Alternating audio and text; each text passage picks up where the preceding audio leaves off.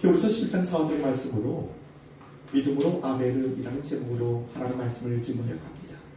우리 제목 같이 말합니다. 믿음으로 아벨은. 믿음으로 아벨은.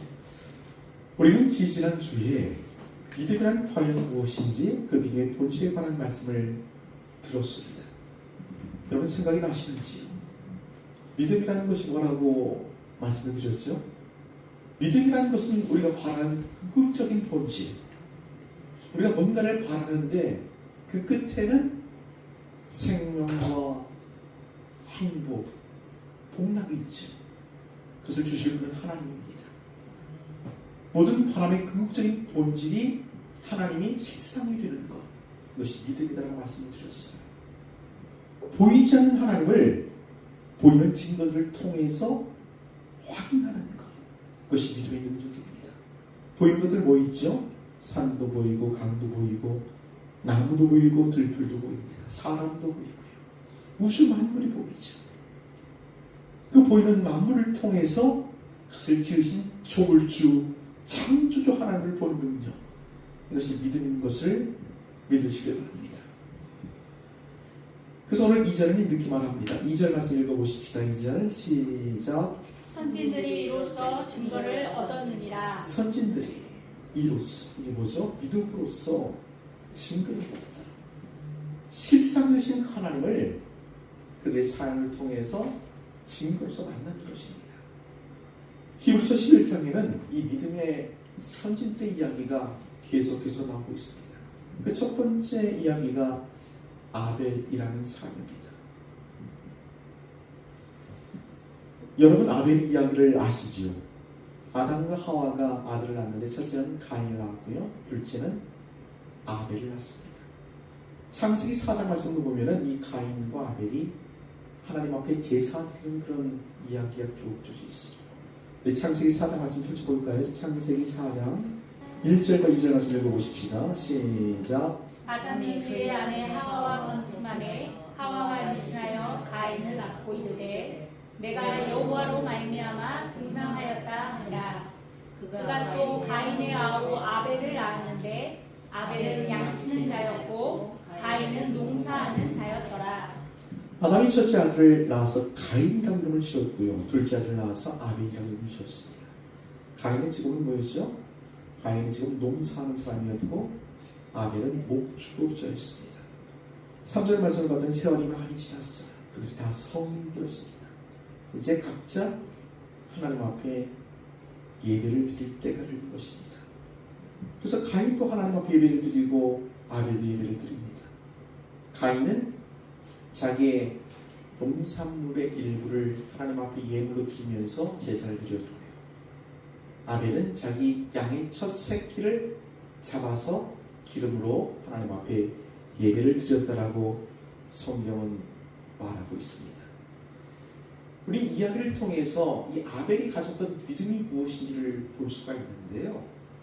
저는 이것을 세 가지로 정리해서 좀 말씀을 드리고 싶습니다. 아벨의 믿음 첫 번째는 믿음으로 더 나은 제사를 드린 것입니다. 믿음으로 뭘 했다고요? 더 나은 제사를 드렸습니다. 가인도 제사를 드렸고 아벨도 제사를 드렸는데 하나님이 가인의 제사는 거절하셨고 아벨의 제사는 받으셨다라고 성경은 기록합니다. 아벨은 더 나은 제사를 드렸고 가인은 더 나쁜 제사를 드렸기 때문에 그렇습니다. 우리가 드리는 예배에도 더 나은 예배가 있고요, 더 나쁜 예배가 있어요. 둘 중에 하나입니다. 어떤 사람은 더 나은 예배를 드리고 어떤 사람은 더 나쁜 예배를 드릴 겁니다. 그 기준이 뭐라고요? 오늘 히브리서 11장 4절 말씀 보니까 믿음으로 아벨은, 그 기준은 믿음이다라고 성경은 말하고 있습니다. 그렇다면 왜 하나님은 가인의 예배는 거절했고 아벨의 예배는 받아들인 것일까요? 아벨은 믿음으로 드렸다고 하는데 그 믿음의 증거는 어디에 있는 것일까요? 우리 히브리서 11장 4절 말씀 다시 읽어보십시다. 히브리서 11장 4절 시작. 믿음으로 아벨은 가인보다 더 나은 제사를 하나님께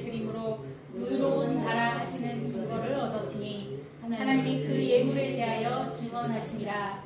그가 죽었으나 그 믿음으로써 지금도 말하느니라. 하나님께서 무엇으로 증언하신다고요? 그 예물. 가인과 아벨이 드린 그 예물로 하나님이 증언하세요. 다시 말해 아벨이 가진 믿음은 그 예물에 대한 믿음이었던 것입니다. 사실 그 예물 자체, 그 제물 자체에는 큰 문제가 없어요. 가인은 농사하는 사람이었기 때문에 농산물로 예배하는 것이 마땅하지요. 아벨은 목축업자였기 때문에 양의 첫 새끼를 드리는 것이 마땅합니다. 그러나 그 제물이 상징하는 바를 알면 그들이 어떤 믿음으로 드렸는지를 우리는 생각해 볼 수가 있습니다. 히브리서 9장 19절부터 22절 말씀 펼쳐보시겠습니다. 히브리서 9장 19절부터 22절. 제가 읽을 테니 한번 따라와 보십시오. 모세가 율법대로 모든 계명을 온 백성에 말한 후에 송아지와 염소의 피 및 물과 붉은 양털과 우슬초를 취하여 그 주머니와 온 백성에 뿌리며 이르되 이는 하나님이 너에게 명하신 언약의 피라 하고 또한 이와 같이 피를 장막과 섬기는 일에 쓰는 모든 그릇에 뿌렸느니라. 22절 같이 읽어요. 시작. 율법을 따라 거의 모든 물건이 피로써 정결하게 되나니 피 흘림이 없은즉 사함이 없느니라. 피 흘림이 없이는 사함이 없다. 한번 따라해 보십시다. 피 흘림이 없이는 사함이 없다. 피 흘림이 없이는 사함이 없다. 아벨에게는 이 믿음이 있었던 것 같아요. 어떻게 이런 믿음을 가질 수가 있었을까요? 창세기 3장을 보면 처음 사람 아담과 하와가 하나님 앞에 범죄합니다. 그 범죄는 여러분이 잘 아시는 것처럼 하나님이 따먹지 말라고 한 선악과를 따먹고 하나님께 범죄한 것입니다. 그 선악과를 따먹은 까닭은 그저 먹고 싶어 따먹은 것이 아니라 하나님이 되려는 교만 때문에 선악과를 따먹게 된 거죠. 그 결과로 자기들이 벗은 것을 보게 됩니다. 그래서 무화과 나뭇잎으로 치마를 엎고 하나님을 피해서 동산 나무 뒤에 숨어버려요. 그들은 벌거벗은 사람들이 되는 거죠. 이 벌거벗었다는 것은 이제 죄로 인하여 부끄러운 인생이 되었다는 것을 보여줍니다. 사람이 사람 자신을 생각하는 그 자의식이 부끄러운 존재로 되었다는 것을 의미하는 것입니다. 그때 하나님은 어떻게 하셨나요? 우리 창세기 3장 21절 말씀 읽어보십시오. 창세기 3장 21절. 여호와 하나님이 아담과 그의 아내를 위하여 가죽옷을 지어 입히신다. 그 무화과 나뭇잎을 벗기시고 가죽옷을 지어 입히셨어요. 가죽옷을 지어 입혔다는 것은 가죽을 벗기기 위해서 한 마리 짐승이 죽었다는 것을 의미합니다. 아담과 하와가 하나님께 받아 짐을 의미하는 것이죠.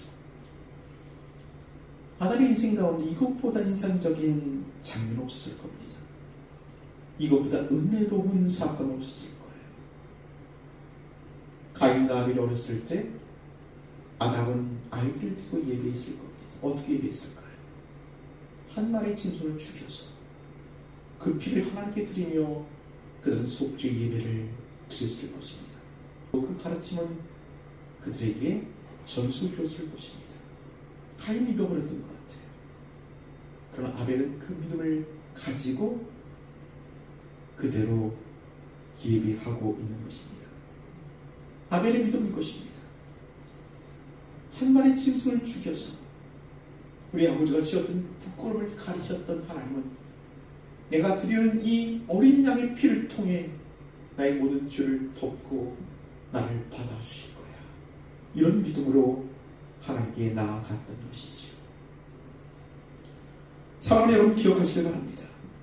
아담과 하와를 위해 죽임당했던 짐승은 아벨이 드렸던 한 마리의 어린 양입니다. 이것은 곧 저 여러분을 속죄하기 오신 하나님의 아들 예수 그리스도를 예표하고 있다는 사실을 믿으시길 바랍니다. 창세기 4장 4절과 5절 말씀 보면 아주 의미심장한 말이 있어요. 한번 읽어보십시다. 창세기 4장 4절과 5절 읽습니다. 시작. 아벨은 자기도 양의 첫 새끼와 그 기름으로 드렸더니 여호와께서 아벨과 그의 제물은 받으셨으나 가인과 그의 제물은 받지 아니하신지라. 가인이 몹시 분하여 안색이 변하니. 아벨과 그의 제물, 가인과 그의 제물. 가인과 그의 제물은 거절당했지만 아벨과 그의 제물은 하나님께 받아들여진 것입니다. 아벨이 드렸던 그 어린 양의 피가 아벨을 덮음으로써 그 제물과 함께 하나님은 아벨을 받으신 거죠. 사랑하는 여러분, 우리는 하나님께 예배하면서 하나님께 드릴 무언가를 준비했을 겁니다. 그게 헌금이고 우리의 마음이고 우리의 고백이며 삶입니다. 그러나 그거 그대로 하나님은 받으실 수가 없어요. 왜냐하면 우리 죄로 이미 물들어 더럽혀진 존재들이기 때문에 그렇습니다.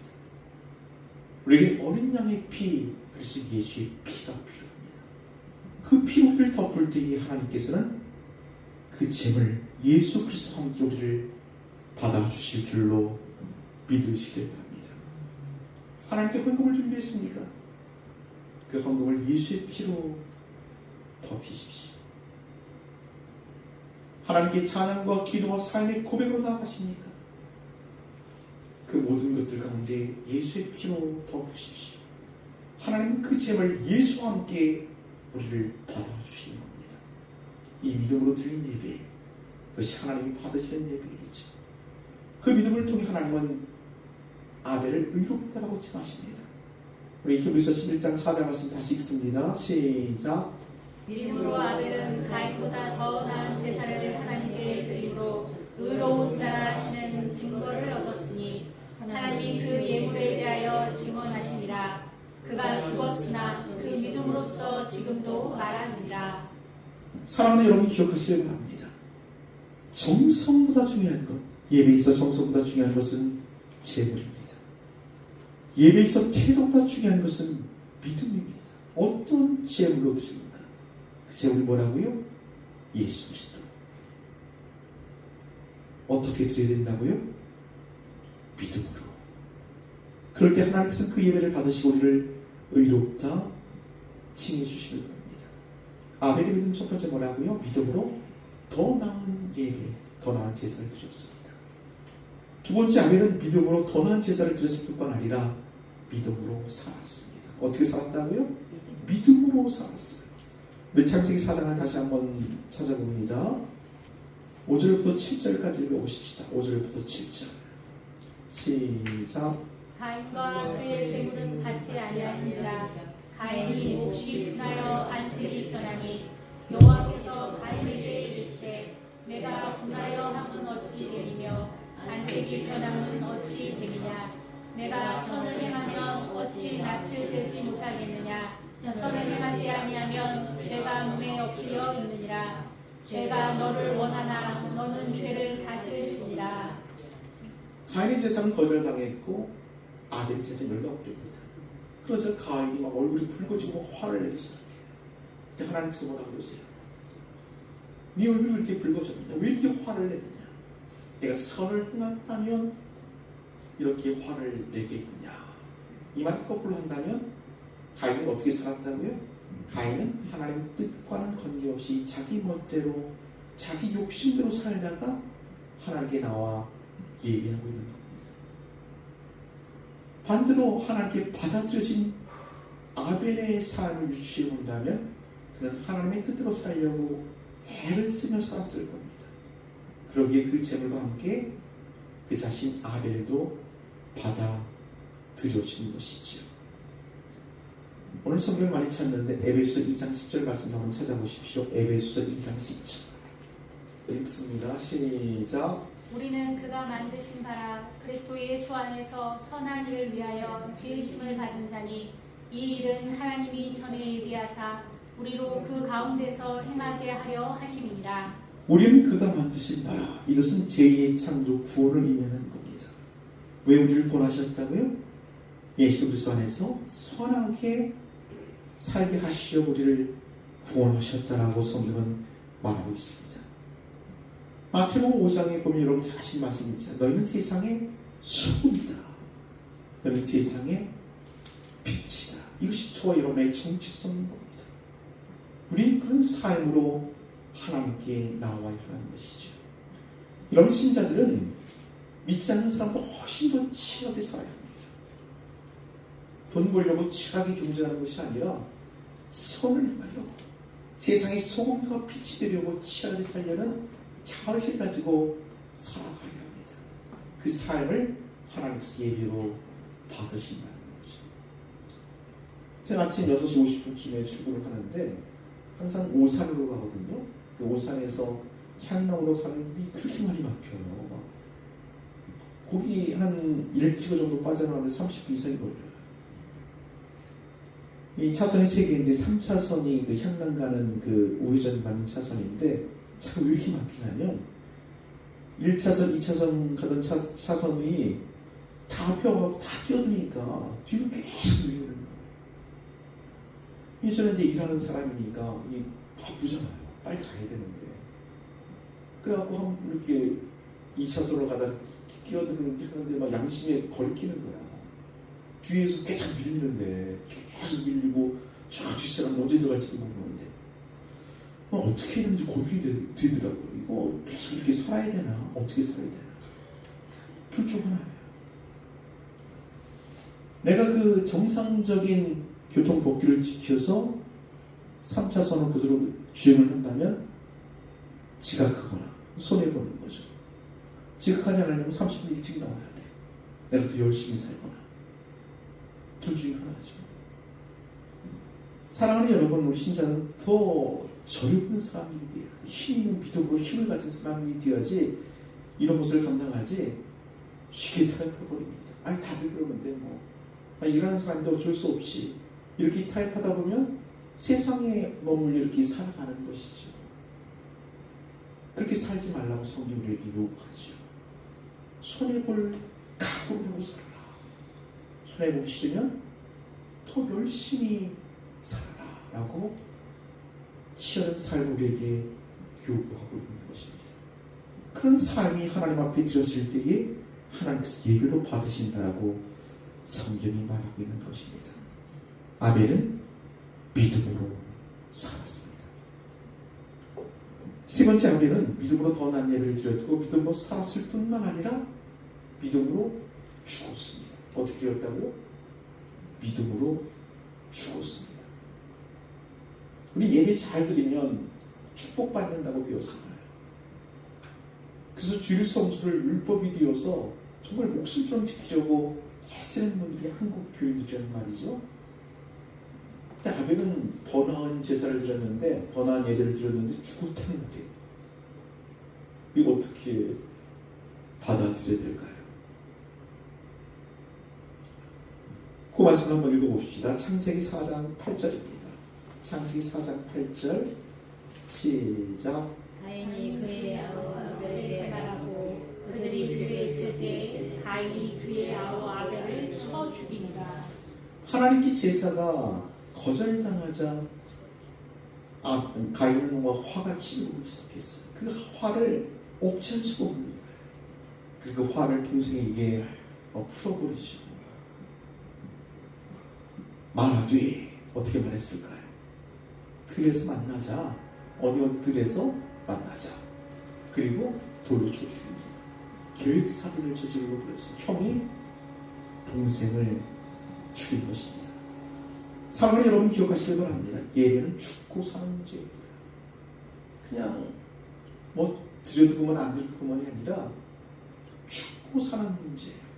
더 나쁜 예배를 드리면 살인자가 되고 더 나은 예배를 드리면 순교자가 된다고 성경은 말하고 있는 것이지요. 마태복음 5장 말씀 보면 형제에게 노하는 자, 화내는 자는 이미 살인했다라고 얘기를 해요. 성경에 라가라는 말이 나와요. 라가라고 하는 자는 지옥불에 떨어진다고 하는데 라가 이 바보 같은 놈 하는 얘기예요. 욕하는 사람도 지옥불에 떨어져 심판을 받는다고 예수님 말씀하십니다. 너희가 마음에 의욕을 품었느냐? 가늠했다라고 얘기를 해요. 여러분 예배 실패하면 우리는 가인처럼 화가 치밀어올라 살인할 수밖에 없다고 성경이 가르치는 거죠. 실례를 들면 이런 겁니다. 교회 나와서 예배를 잘 드렸어요. 예배 드리고 집에 와서 부부싸움 왜 그래요? 예배에 실패했기 때문에. 더 나쁜 예배를 드렸기 때문에 삶이 그런 열매를 맺고 가인처럼 살인자가 되는 겁니다. 근데 더 좋은 예배를 드린 사람은 인내하게 되죠. 배려하게 되고요. 받아들이게 됩니다. 그럼 부부싸움이 안 일어나게 되는 것. 그래서 성경은 순교했다 이렇게 말하고 적용할 수 있게 되는 것이죠. 제가 이걸 어떻게 예를 좀 드릴까 고민을 하다가 아침 먹을 때 제 아내한테 물어봤어요. 삶으로 순교한 예가 없을까 그랬더니 투명하게 불편하잖아. 어? 쉬지를 못하잖아 이렇게 얘기를 하더라고요. 무슨 얘기가 했더니 주일날 쉬지 못하고 교회 나온다는 얘기예요.